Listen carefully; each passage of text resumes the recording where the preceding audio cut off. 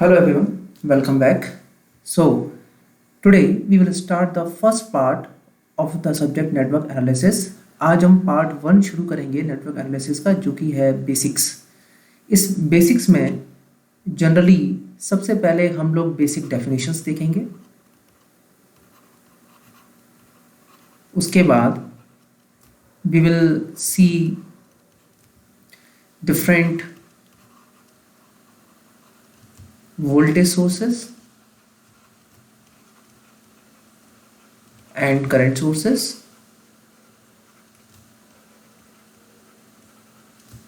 Then we will see KVL, KCL. We will see basic circuit elements.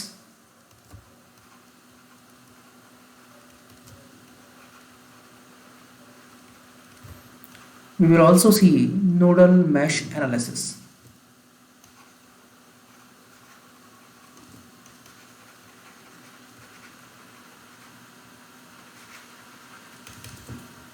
And some miscellaneous topics like Y delta conversion.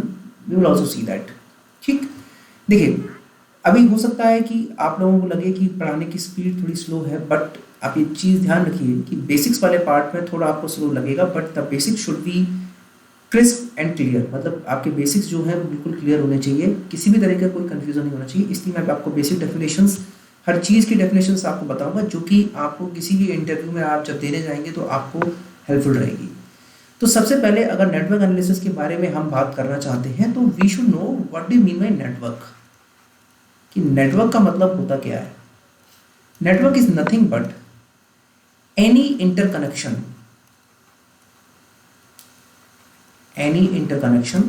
of two or more circuit elements। मतलब ये कि कोई भी दो या दो से ज्यादा सर्किट एलिमेंट्स के बीच में कोई भी इंटरकनेक्शन हो, it forms an electrical network. बात समझ में आया? अब वो कैसा भी इंटरकनेक्शन हो सकता है, वो सीरीज हो सकता है, वो पैरेलल हो सकता है, वो क्लोज हो सकता है, वो ओपन हो सकता है। Network is anything, any interconnection which is made up of two or more circuit elements. Now the second definition comes is what is circuit। आप लोग बचपन से सुनते हुए आ रहे हैं और आप में से बहुत सारे लोगों को पता भी होगा that what is circuit, कि if the network, it is a network। पहली बात क्या है कि circuit is a network contains at least one closed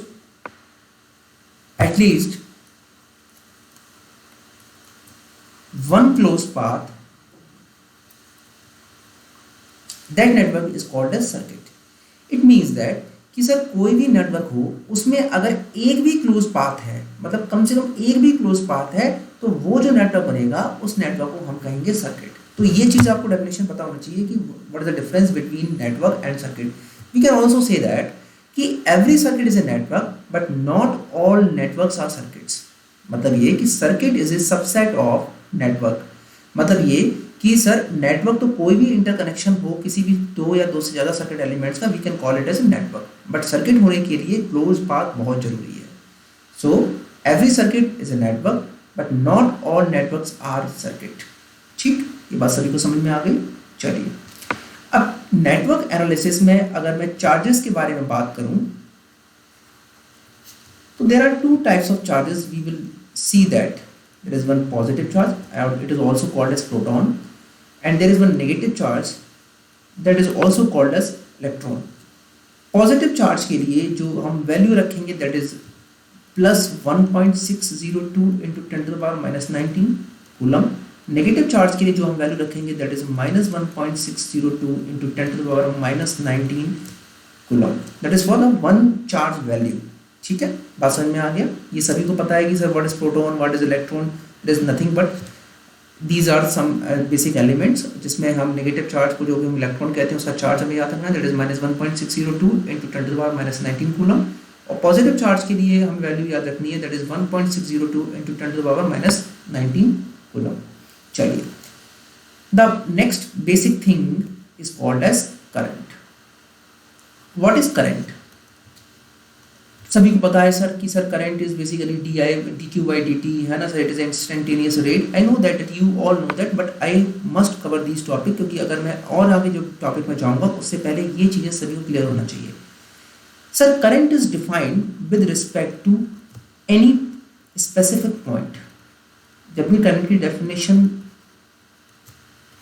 define की जाती है वो पर्टिकुलर किसी एक पॉइंट को लेकर डिसाइड की जाती है, that is instantaneous, it is instantaneous rate at which net charge is moving past that point in specific direction। मतलब sir current is an instantaneous rate, ये पर्टिकुलर एक रेट होती है एट विच नेट चार्ज, कि उस पॉइंट से गुजरने वाला net charge per unit second कितना पास हो रहा है, that rate is called as current.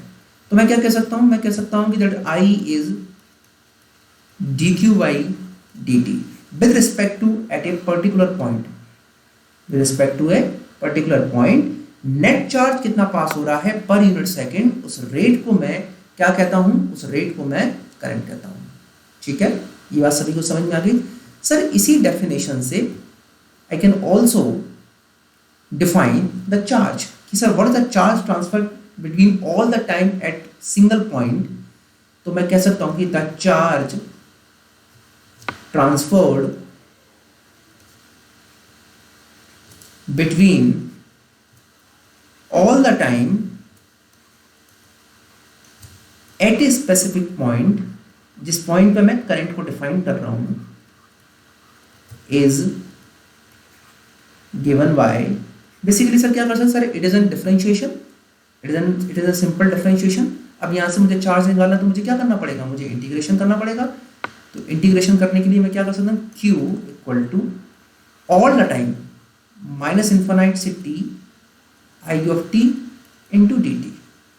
ठीक है, तो मैं क्या कर सकता हूं सर, मुझे इंटीग्रेशन करना पड़ेगा माइनस इन्फिनिटी से लेकर टी तक, प्रेजेंट टाइम तक कितना चार्ज ट्रांसफर हुआ है उसका मुझे इंटीग्रेशन करना पड़ेगा। I can also write this integration in the form of like that minus infinity से zero I of T into D T plus zero of T I of D T. This is the formula for charge transfer for all the time. This formula is very useful when जब हम बात करते हैं gate exam के बारे में। कभी कभार ऐसा हो जाता है कि अभी मैं आपको क्वेश्चन भी सॉल्व कर रहा हूँ, कभी कभार ऐसा हो जाता है कि आपको एक ग्राफ दे दिया जाएगा, है ना, करंट वर्सेस टाइम पर, वो आपसे कहेगा कि कितना चार्ज ट्रांसफर्ड हुआ है या फिर कितना चार्ज स्टोर हुआ है किसी कैपेसिटर के अंदर। तो ये हम सारी बातें इसमें करेंगे, इस फॉर्मूले से हमारी सॉल्व होगी। This factor is also called as This factor is also called as initial charge. अब सर ये initial charge का क्या मतलब है? We will discuss, हम इसको फिर से डिस्कस करेंगे जब हम कैपेसिटर और इंडक्टर के बारे में बात करेंगे कि सर हम सर्किट शुरू कर रहे हैं t इक्वल टू 0 सेकेंड पर, बट कैपेसिटर की ये प्रॉपर्टी होती है कि वो चार्ज को स्टोर कराता है। तो जब उसके अंदर इनिशियल कितना चार्ज स्टोर है, that shows this value. Okay, चलिए आगे बढ़ने से पहले एक हम क्वेश्चन देखते हैं, और उस बेसिक सिंपल सा एक क्वेश्चन है, देन हम आगे बढ़ेंगे।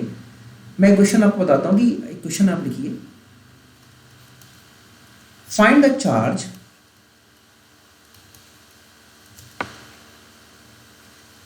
Acquired by capacitor in 5 microseconds. और वो आपको इस तरह से एक डायग्राम दे सकता है, जिस तरह से मैं आपको डायग्राम बना रहा हूँ। आप लोग वीडियो को पॉज करके क्वेश्चन को सॉल्व कर सकते हैं और फिर अपना आंसर को वेरीफाई कर सकते हैं।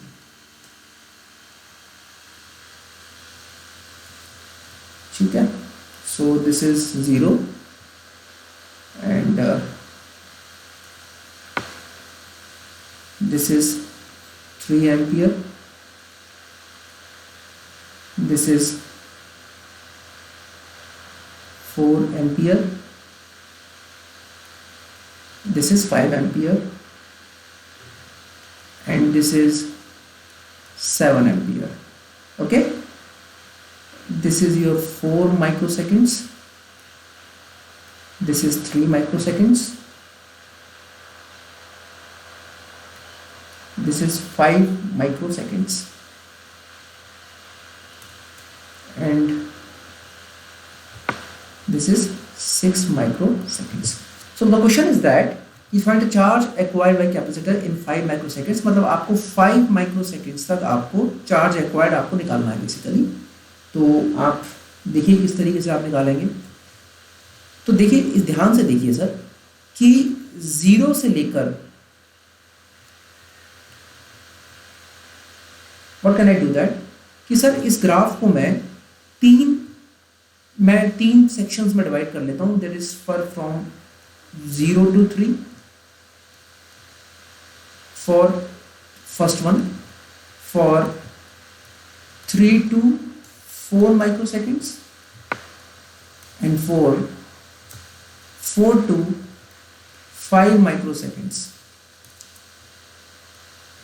0 to 3 माइक्रोसेकेंड्स के लिए आप देखिए ध्यान से, यहाँ पे 0 से 3 माइक्रोसेकेंड्स के लिए sir it is a right hand triangle. तो मैं किस तरीके से निकाल सकता हूँ सर, ये राइट हैंड ट्रायंगल है सर। आप जानते हैं कि इंटीग्रेशन बेसिकली क्या होता है, एरिया अंडर द कर्व होता है। तो इस 0 से 3 माइक्रोसेकेंड के लिए आप देखिए एरिया ऑफ द ट्रायंगल क्या होता है, half. What is the height, 5 ampere. What is the base, 3 microseconds. यहाँ से कितना आ जाएगा, 7.5 माइक्रोकूलम, क्योंकि चार्ज निकालना है यहाँ। आपको पता है कि this is I of T, this is T. आपको चार्ज निकालना है, आपको क्या करना है बेसिकली, इंटीग्रेशन करना है। तो यू नो दैट कि फ्रॉम 0 to 3 माइक्रोसेकेंड्स, तो 0 से 3 माइक्रोसेकेंड के लिए आप क्या कर सकते हैं, राइट हैंड ट्रायंगल का एरिया निकाल सकते हैं। तो क्या आ जाएगा, half into what is the height, 5 ampere, what is the base, 3 microsecond. तो यहाँ से क्या आ जाएगा, 7.5 माइक्रोसेकेंड आ जाएगा। अब आप देखिए कि 3 से लेके 4 माइक्रोसेकेंड के बीच में एक तो ये राइट हैंड ट्रायंगल बनना है, I will use the right pen. एक तो ये राइट हैंड ट्रायंगल बनना है और एक ये रेक्टेंगल बनना है। तो मैं क्या कर सकता हूँ, दो चीजों का एरिया होगा। एक राइट हैंड ट्रायंगल में देखिए, राइट हैंड ट्रायंगल ऊपर वाला देखिए ध्यान से कितनी हाइट है उसकी, बेसिकली 3 से लेके 5, तो मतलब 2 हाइट है, और बेस कितना है, 1 माइक्रोसेकेंड है। एक तो ये हो जाएगा, प्लस एक ये रेक्टेंगल हो जाएगा। रेक्टेंगल के लिए आपका बेस कितना है, आपका बेस है 1 माइक्रोसेकेंड, क्योंकि 4 से 3 के बीच में निकाला, और हाइट कितनी है, 3 एम्पियर। यहाँ से कितना आ जाएगा, this is 1 microsecond plus 1 microsecond into 1 ampere, और यहाँ से आ जाएगा 3 एम्पियर इंटू 1 माइक्रोसेकेंड। तो this value comes out as 4 microcoulomb. ठीक है, बात सभी को समझ में आ गई। नाउ अगर मैं 4 से लेके 5 माइक्रो सेकेंड्स के बारे में देखूं, तो ध्यान से देखिए, दिस इज अ 4 से लेके 5 माइक्रो सेकेंड्स। यहाँ पे एक तो ये क्या बनना है, एक तो ये राइट हैंड ट्रायंगल बनना है और एक ये रेक्टेंगल बनना है। तो इसके लिए क्या हो जाएगा, जस्ट वेट अ मिनट। तो राइट हैंड ट्रायंगल के लिए एरिया क्या हो जाएगा, हाफ। फिर से क्या करना पड़ेगा आपको, फिर से देखो यहाँ पे एरिया ऑफ द ट्रायंगल कितना बना है, 3 से लेके 4 के बीच में। तो 3 से लेके 4 के बीच में क्या हो जाएगा, दिस इज 4। तो 3 से लेके 4 के बीच में कितना है आपका हाइट हो जाएगा, 1 ampere. What is the base, base 4 से लेके 5 माइक्रोसेकंड के बीच में कितना हो जाएगा, 1 microsecond, plus what is the area of the rectangle, 1 ampere into 1 microsecond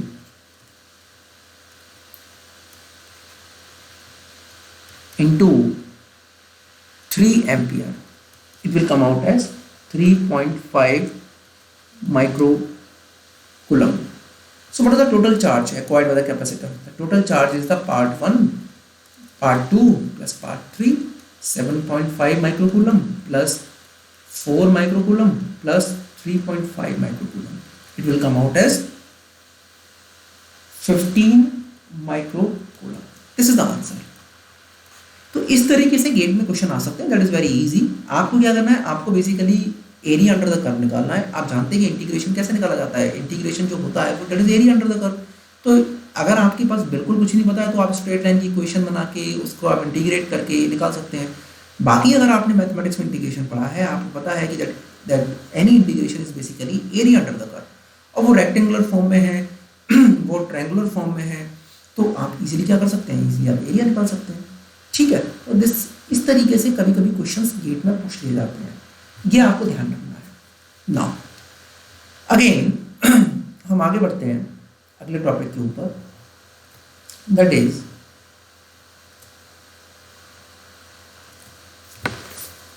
the voltage. What is voltage? अगर मैं वोल्टेज के बारे में बात करूं,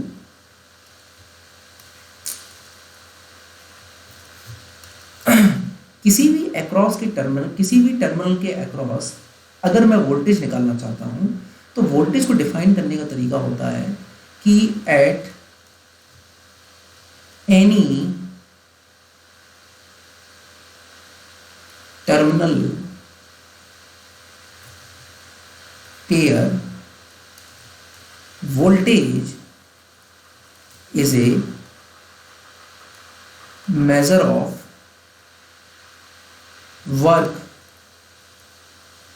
required to move charge through the element। मतलब मेरा फॉर एग्जांपल कि कोई भी एलिमेंट है, उसका एक टर्मिनल है ए, एक टर्मिनल है बी, और दिस इज ये पॉजिटिव चार्ज है और ये एक पॉजिटिव टर्मिनल है, ये एक नेगेटिव टर्मिनल है। तो मैं ये कहूँ कि इसकी अक्रॉस वोल्टेज क्या होगा। तो बेसिकली बात मतलब ये है कि सर इस एलिमेंट के अक्रॉस चार्ज को ट्रांसफर, देखिए अगर आपको चार्ज को कोई भी एक्टिविटी आपको करानी है तो उसके लिए आपको एनर्जी ट्रांसफर तो करनी पड़ेगी ना, और एनर्जी ट्रांसफर करने का तरीका क्या होता है, work done. For transfer for any charge या फिर for any movement of charge through this element that some work is required, and that work is required is called as voltage. How it is defined as voltage is defined as dw by dq। मतलब ये कि कितना work required है to move a charge through the element is called as voltage. इसकी unit क्या होती है, 1 joule per coulomb, और you can call it as volts. ठीक है, बात सभी को समझ में आ गई। What is voltage? For sir, across any terminal pair, voltage is a measure of work required to move charge through the element। ठीक, next term is power।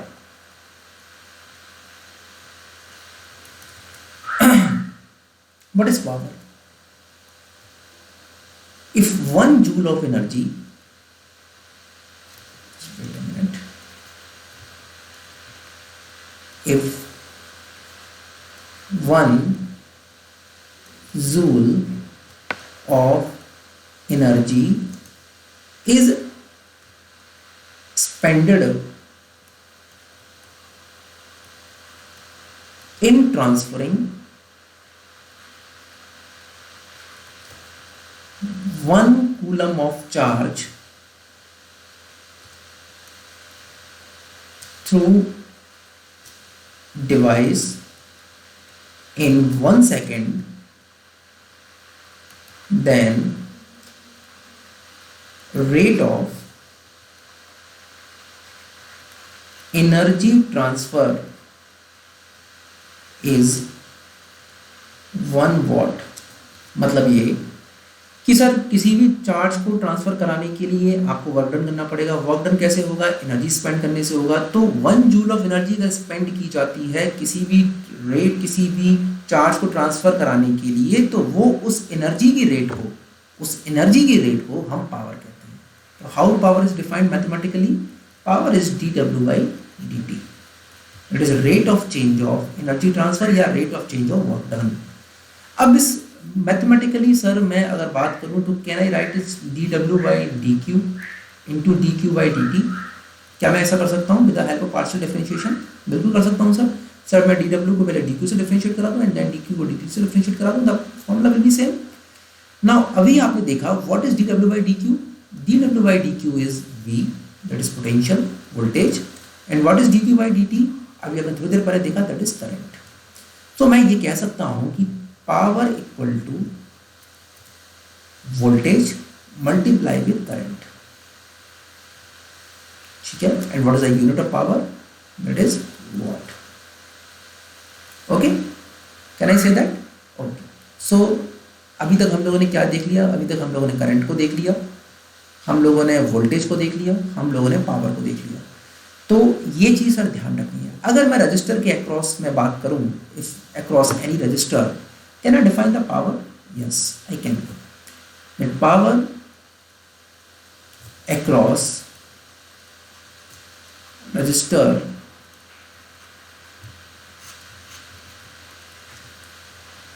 we know that voltage across the resistor is V equal to IR and power equal to, I can put the value of V in this formula, that is IR into I equal to I square into R.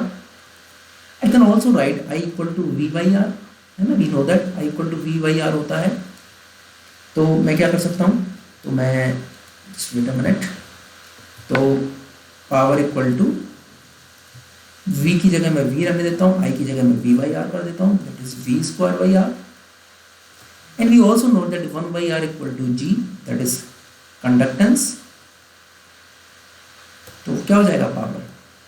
Power is V square into G। तो these all formulas are very very important and these are very basic। मुझे ऐसा लगता है कि ये सारे फॉर्मूले आप लोग स्कूल से अभी तक पढ़ते हुए आए होंगे, सभी को ये पता होगा, बट मैं फिर आपसे कह रहा हूँ this class is for basics. तो ये फर्स्ट क्लास है, हमने अपने सारे कंसेप्ट को हम रिकॉल करने की कोशिश कर रहे हैं। नाउ ऑल्सो फर्दर, अगर मैं पावर को क्लासीफाई करने की कोशिश करूँ अपने इस सब्जेक्ट के according, that is for network analysis, तो power can be classified into two forms। The first one is absorbing power and there is one delivering power।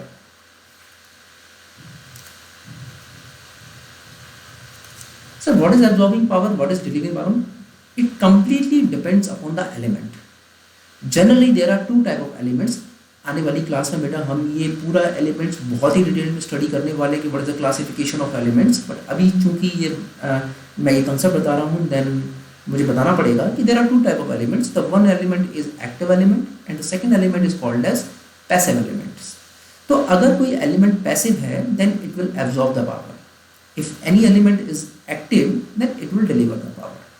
But अभी हमें बिल्कुल नहीं जानना है कि sir capacitor is basically energy delivering element और energy absorbing element. We will discuss that in our future class. अभी बस हमारा जो काम है वो ये कि हमें ये पहचानना है किसी सर्किट को देखकर कि ये एलिमेंट पावर को एब्जॉर्ब करेगा या पावर को डिलीवर करेगा। हमें किसी भी एलिमेंट में अगर हमें टर्मिनल्स की वैल्यू दी हुई है, हमें करंट की डायरेक्शन दी हुई है, तो we can do that. There are some rules और two basic rules are there. उन बेसिक रूल्स के बारे में हम बात कर लेते हैं, एक आध क्वेश्चन सॉल्व कर लेते हैं, ठीक है। तो हाउ टू आइडेंटिफाई, तो रूल्स हैं उसके लिए। First rule is if the current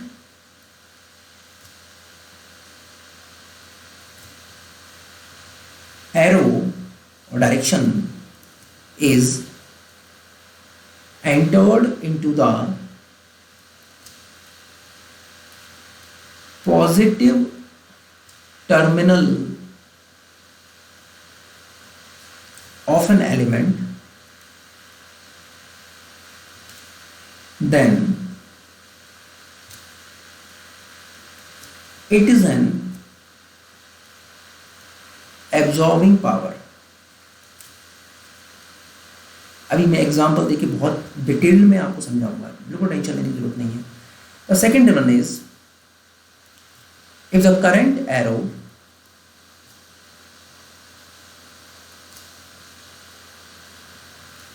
is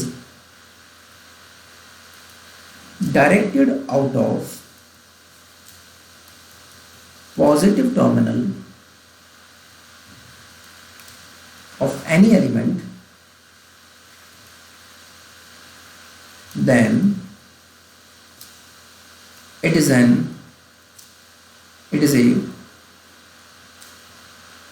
delivered power. अभी मैं आपको एग्जांपल लेके समझाता हूँ, बिल्कुल आपको ये सारी चीजें समझ में भी आ जाएंगी।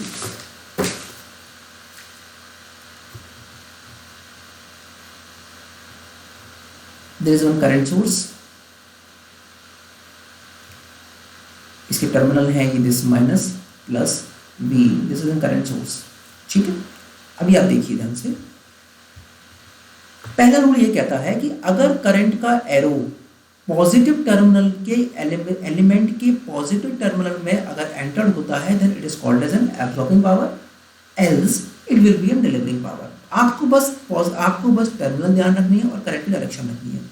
अगर करंट पॉजिटिव टर्मिनल किसी भी एलिमेंट के पॉजिटिव टर्मिनल से अगर एंटर्ड हो रहा है, पॉजिटिव टर्मिनल से अगर एंटर्ड हो रहा है then it is an absorbing power. अब ध्यान से इस क्वेश्चन को आप देखिए, इस सर्किट को देखिए आप कि सर यहाँ पर इस नेटवर्क को देखिए कि सर यहाँ पर देखिए करंट की डायरेक्शन क्या है, डाउन टू मतलब बॉटम टू टॉप। तो करंट कुछ ऐसे जा रहा होगा, तभी करंट की डायरेक्शन ये दी हुई है, करंट यहाँ निकल रहा होगा। तो करंट पॉजिटिव टर्मिनल में एंटर हो रहा है या फिर पॉजिटिव टर्मिनल से बाहर जा रहा है? सर पॉजिटिव टर्मिनल में एंटर हो रहा है, तो मतलब सर ये कि ये जो एलिमेंट है ये पावर को एब्जॉर्ब करेगा, एब्जॉर्बिंग पावर। ठीक है, इसी तरीके से एक एग्जांपल और देखते हैं। For example there is one element जिसके टर्मिनल्स हैं ये positive negative and current is entering from here. अब मुझे बताओ ध्यान से यहाँ पर क्या होगा? Sir it is an also sir यहाँ पे भी देखिए सर कि जो करंट है सर वो मेरे पॉजिटिव टर्मिनल में एंटर हो रहा है इस एलिमेंट के, that's why it is called as absorbing power element.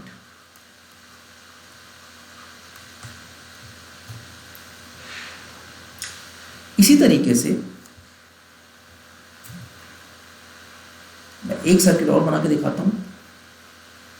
There is one voltage source, the current direction is this. तो आप मुझे बताइए यहाँ पर ये एलिमेंट पावर डिलीवर कर रहा होगा, एब्जॉर्ब कर रहा होगा? सर देखिए positive terminal is out of the, मतलब sir current is out of the positive because this is the voltage source, ये इसका पॉजिटिव टर्मिनल, ये इसका नेगेटिव टर्मिनल है। तो करंट यहाँ से out of the positive terminal है या entering into the positive terminal? Sir out of the positive terminal, that's why this element delivers the power, delivering power. ठीक है, चलिए एक क्वेश्चन मैं आप लोगों के लिए होमवर्क दे रहा हूं, आप लोग कमेंट सेक्शन में इसका आंसर बताइएगा। Compute the power absorbed by each part.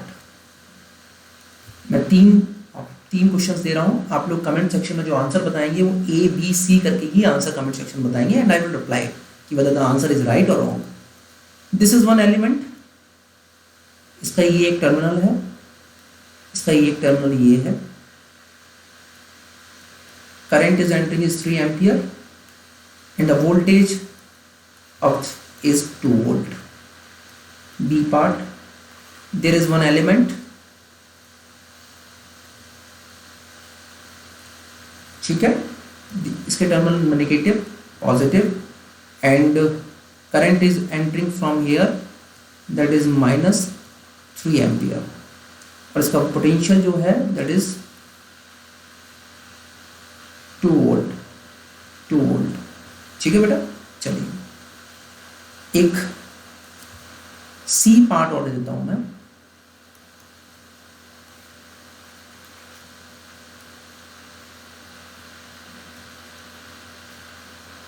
इसका पोटेंशियल है 4 volt, terminal is this and the current entering is -5 ampere. ठीक है बेटा, ये बात समझ में आ गया। चलिए एक क्वेश्चन मैं सॉल्व करके दिखा देता हूं जिससे कि आपको कंफ्यूजन ना हो। I will solve the B part and you have to solve the A part and C part.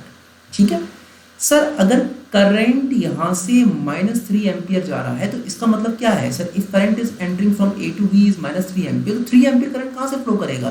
B to है। मतलब सर ये कि वो हमें भ्रम करने के लिए ये एक डायरेक्शन दे रहा है, क्योंकि करंट हमेशा सर करंट की तो सर डायरेक्शन जो होती है वो पॉजिटिव मतलब करंट का मैग्नीट्यूड हमेशा पॉजिटिव ले जाता है, मतलब एक्चुअली अगर वो ए से बी की तरफ -3 एम्पियर बोल रहा है, एक्चुअली में sir current is off 3 ampere and it is moving from B to A.